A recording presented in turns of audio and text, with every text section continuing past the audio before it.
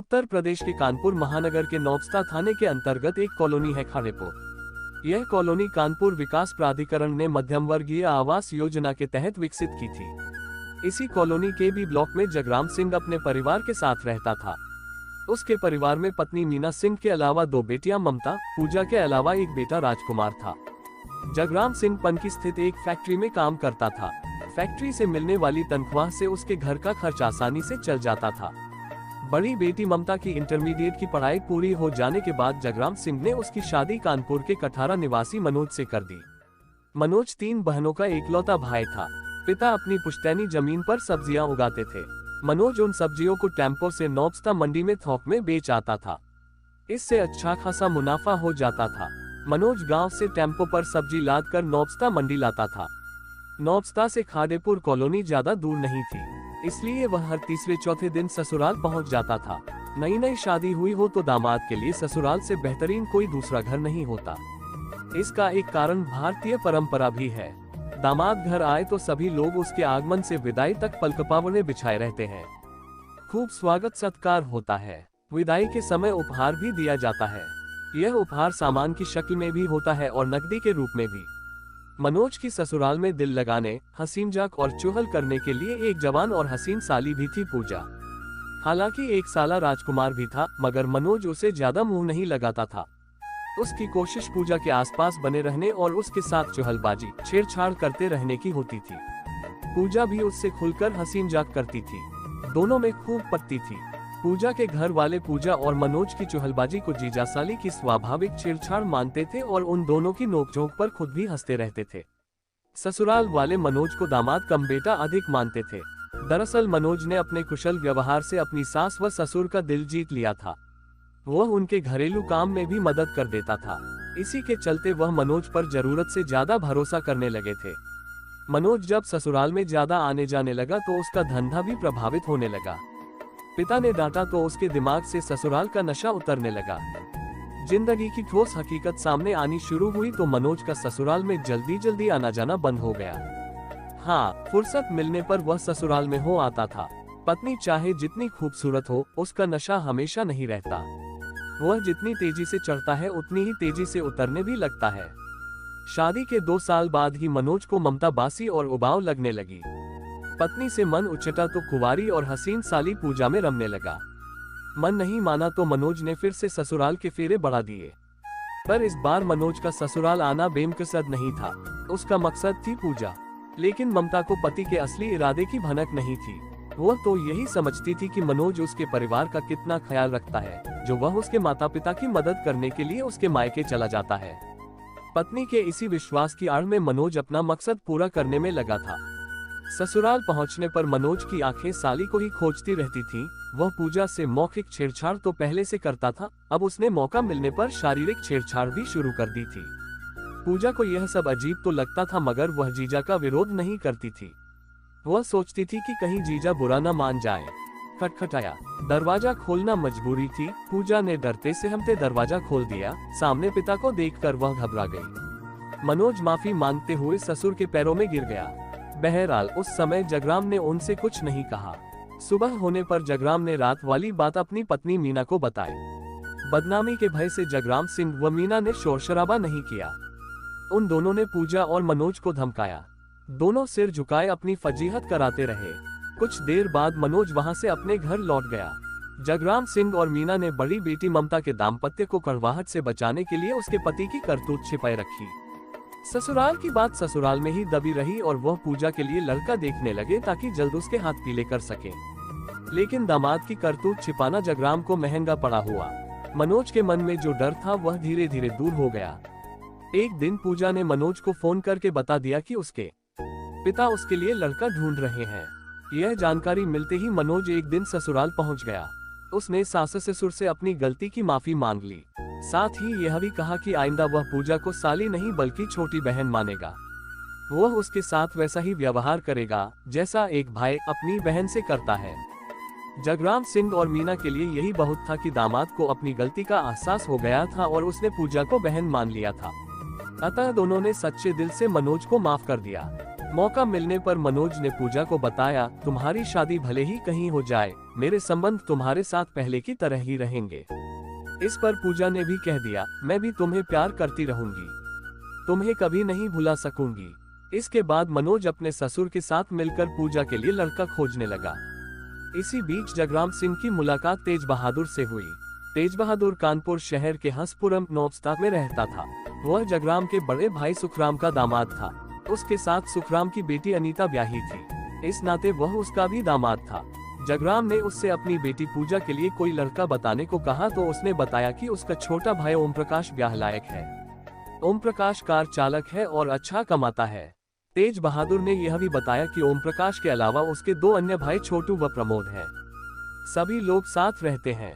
चून की पुरानी रिश्तेदारी थी, अतः जगराम सिंह ने ओम प्रकाश को देखा तो वह उन्हें पसंद आ गया।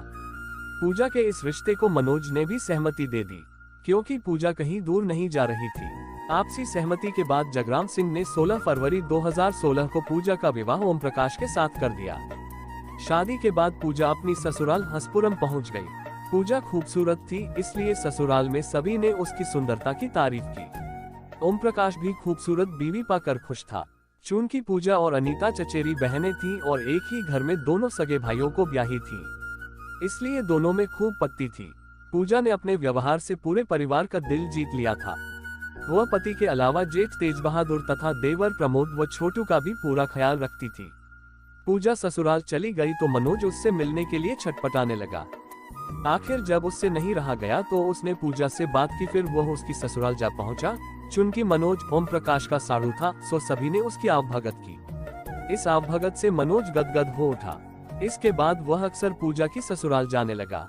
आते जाते मनोज ने पूजा के जेठ तेज बहादुर से अच्छी दोस्ती कर ली। दोनों की साथ साथ भी महफिल जमने लगी। मनोज जब भी पूजा की ससुराल पहुंचता तो वह उसके आसपास ही घूमता रहता था। वह उससे खूब हंसी मजाक करता और ठहाके लगाकर हंसता। उसकी द्वियथी बातों से कभी भी पूजा तिलमिला भी उठती और उसे सीमा में रहने की नसीहत दे देती। ओम प्रकाश को साड़ू का रिश्ता पसंद नहीं था, न ही उसे मनोज का घर आना और पूजा से हंसी मजाक करना अच्छा लगता था। वह मन ही मन कुढ़ता था, लेकिन विरोध नहीं जता पाता था। एक रोज ओम प्रकाश ने मनोज के आने जाने को लेकर अपनी पत्नी पूजा से बात की और कहा कि उसे आए दिन मनोज का यहाँ आना जाना पसंद नहीं है। न मैं उसके घर जाऊंगा और न ही वह हमारे घर आया करे। मुझे उसकी बेहुदा बातें और भद्दा हंसी मजाक बिल्कुल पसंद नहीं है। तुम उसे यहाँ आने से साफ मना कर दो। लेकिन पूजा ने मनोज को मना नहीं किया। वह पहले की तरह ही वहाँ आता रहा, बल्कि अब वह कभी भी रात को वहाँ रुकने भी लगा था। मनोज की गतिविधियां देखकर ओम प्रकाश का माथा ठनका। उसके दिमाग में शक का कीड़ा कुलबुलाने लगा। उसने गुप्त रूप से पता लगाया तो जानकारी मिली कि शादी के पहले से ही पूजा और मनोज के बीच नाजायज संबंध थे। मनोज ने इस बारे में पूजा से बात की तो कड़वी सच्चाई सुनकर पूजा उखड़ गई। उसने साफ कहा कि उसके और जीजा के बीच कोई नाजायज संबंध नहीं थे और न है। कोई उन दोनों को बदनाम करने के लिए इस तरह की बातें कर रहा है। पूजा ने भले ही कितनी सफाई देने की कोशिश की, लेकिन उसके पति के दिमाग में तो शक का बीज अंकुरित हो चुका था। नतीजा यह हुआ कि इन बातों को लेकर उनके घर में कलह होने लगी। कभी भी कहा सुनी इतनी बढ़ जाती कि नौबत मारपीट तक जा जाती थी। इस कलह की जानकारी मनोज को हुई तो उसने पूजा की ससुराल जाना बंद कर दिया। लेकिन पूजा के जेठ तेज बहादुर से उसने नाता नहीं तोड़ा और दोनों घर के बाहर महफिल जमाते रहे। मनोज का घर आना जाना बंद हुआ तो पूजा खिन्न रहने लगी। वह अपने पति से बात बेबात झगड़ने लगती। दोनों के बीच दूरियां भी बढ़ने लगी। इसका परिणाम यह हुआ कि ओम प्रकाश ने शराब पीनी शुरू कर दी। वह देर रात नशे में चूर होकर घर लौटता तो आते ही पत्नी को गालियां बकनी शुरू कर देता था। उस पर चरित्रहीनता का लांछन लगाता। पूजा कुछ बोलती तो वह उसकी पिटाई कर देता था। पूजा की चीख पुकार सुनकर उसका जेठ तेज बहादुर बीच बचाव करने आता तो ओम प्रकाश बड़े भाई से भी भिड़ जाता था। इतना ही नहीं, वह उसके साथ भी मारपीट करने लगता। घर की कलह और रोज रोज की मारपीट से आगे जाकर शादी के 1 साल बाद पूजा मायके आकर रहने लगी। कुछ दिन बाद पति ओम प्रकाश उससे मनाने आया, लेकिन पूजा ने ससुराल जाने से साफ मना कर दिया। अधिकांश माँ बाप को बेटी का गुस्से में ससुराल छोड़कर आना अच्छा नहीं लगता। जगराम सिंह और मीना को भी यह अच्छा नहीं लगा। उन्होंने पूजा को समझाया, परंतु पूजा ने साफ कह दिया कि वह जहर खाकर मर जाएगी पर ससुराल नहीं जाएगी। इसके बाद माँ बाप भी बेबस हो गए। जब मनोज को पता चला कि पूजा गुस्से में ससुराल से मायके आ गई है तो उसकी खुशी का ठिकाना नहीं रहा। उसने ससुराल आकर पूजा से मुलाकात की। उसने पूजा द्वारा उठाए गए कदम को सही ठहराया और उसकी हर संभव मदद करने का भरोसा दिया। पूजा की मदद के बहाने मनोज अब फिर ससुराल आने लगा। उसने फिर से पूजा से नाजायज संबंध बना लिए। ओम प्रकाश ने पूजा को जितना प्रताड़ित किया था वह उसके बदले उसे सबक सिखाना चाहती थी। इसके लिए उसने जीजा मनोज के सहयोग से नौबस्ता थाने में पति ओम प्रकाश के खिलाफ दहेज उत्पीड़न की रिपोर्ट दर्ज करा दी। पुलिस ने ओम प्रकाश को दहेज उत्पीड़न के आरोप में गिरफ्तार कर जेल भेज दिया। ओम प्रकाश कुछ दिनों बाद किसी तरह जमानत करा कर जेल से बाहर आ गया। जमानत मिलने के बाद ओम प्रकाश ने बड़े भाई तेज बहादुर पर मामले को रफा दफा करने का दबाव डाला, लेकिन तेज बहादुर ने साफ मना कर दिया। तब ओम प्रकाश ने बड़े भाई से जमकर झगड़ा और मारपीट की। तेज बहादुर उसकी ससुराल वालों के पक्ष में था। पूजा को लेकर दोनों भाइयों के बीच रंजिश बढ़ गई। हाँ, इतना जरूर था कि ओम प्रकाश की बहन उषा तथा भाई छोटू व प्रमोद उसके पक्ष में थे और उसकी हर संभव मदद करते थे। ओम प्रकाश दहेज उत्पीड़न का मुकदमा वापस लेने के लिए पत्नी पर भी दबाव डाल रहा था। वह उसे हर तरह से ठीक प्रकार रखने का आश्वासन भी दे रहा था, लेकिन पूजा उसकी बात नहीं मान रही थी। पूजा के पति से साफ कह दिया कि उसे उस पर भरोसा नहीं रहा, इसलिए मुकदमा वापस नहीं लेगी। ओम प्रकाश को शक था पूजा को उसका जीजा मनोज ही भड़का रहा है, जिससे वह उसकी बात नहीं मान रही। पूजा ने पति की बात नहीं मानी तो ओम प्रकाश ने दूसरा रास्ता निकाला। अब वह जब भी ससुराल जाता तो नशे में धुत होता। वह घर में देखता कि कहीं मनोज तो पूजा के साथ रंगलियां मनाने नहीं आया। पूजा रोकती टोकती तो वह उसे गाली बकता। उसका साला राजकुमार कुछ कहता तो वह उसकी पिटाई कर देता था। इससे राजकुमार को भी ओम प्रकाश से नफरत हो गई। ऐसे ही एक रोज ओम प्रकाश ससुराल पहुंचा तो घर के अंदर मनोज था। ओम प्रकाश को शक हुआ कि सूने घर में मनोज पूजा के साथ रंगलियां मना रहा होगा। उसने खा जाने वाली नजरों से मनोज को देखा, फिर पूजा को बुरी तरह मारा पीटा। इसके बाद उसने मनोज को घर से चले जाने को कह दिया। हमारा तुम्हारा रिश्ता साव का है, तुम पूजा की बहन के सुहाग हो, इसलिए बख्श रहा हूँ। कोई दूसरा होता तो इस कमरे से उसकी लाश बाहर जाती। कान खोलकर सुन लो, आइंदा पूजा से मिलने की जुर्रत मत करना वरना। मनोज को गुस्सा तो बहुत आया, लेकिन वह अपराधबोध से सिर झुकाए चला गया। उसी शाम मनोज के मोबाइल पर पूजा का फोन आया। मैं तुम्हें बड़ा तीसमार खां समझती थी, पर तुम तो नामर्द निकले। ओम प्रकाश मुझे पीटता रहा और तुम खड़े खड़े तमाशा देखते रहे। तुम्हें तो उसे वहीं पटक कर जान से मार देना चाहिए था। पूजा की ललकार से मनोज की मर्दानगी जाग गई। खुद का अपमान भी उसे याद आने लगा। गुस्से से तिलमिला कर वह बोला, मैंने ओम प्रकाश को इसलिए छोड़ दिया क्योंकि वह तुम्हारा पति है। तुमने मेरी मर्दानगी को ललकारा है, इसलिए अब मैं उसे जान से मारकर ही तुम्हें मुंह दिखाऊंगा। हाँ, मार दो। पूजा ने गुस्से की आग में घी डाला। जब तक ओम प्रकाश नहीं मरेगा मेरा कलेजा ठंडा नहीं होगा। इसके बाद मनोज ने ओम प्रकाश की हत्या की योजना बनाई। इस योजना में उसने अपने साले राजकुमार तथा ओम प्रकाश के बड़े भाई तेज बहादुर को भी शामिल कर लिया।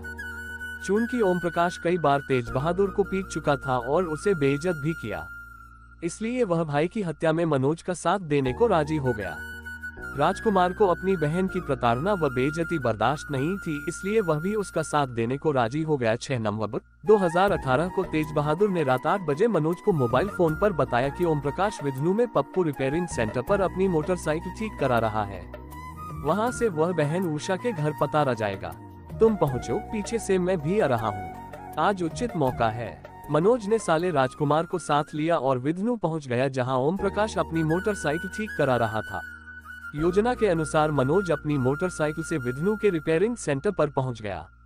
वहां मनोज ने ओम प्रकाश से दुआ सलाम की, फिर अपने किए की माफी मांगी। मनोज झुका तो ओम प्रकाश भी नर्म पड़ गया। वैसे भी मनोज कोई गैर नहीं, साढ़ू था, इसलिए ओम प्रकाश ने उसे माफ करते हुए कहा, ठीक है भाई साहब, मैंने तुम्हें माफ किया, मगर गलती दोहराने की कोशिश मत करना। ठीक है, आइंदा गलती नहीं होगी, लेकिन मैं चाहता हूँ कि इस खुशी में आज तुम मेरे साथ पार्टी करो।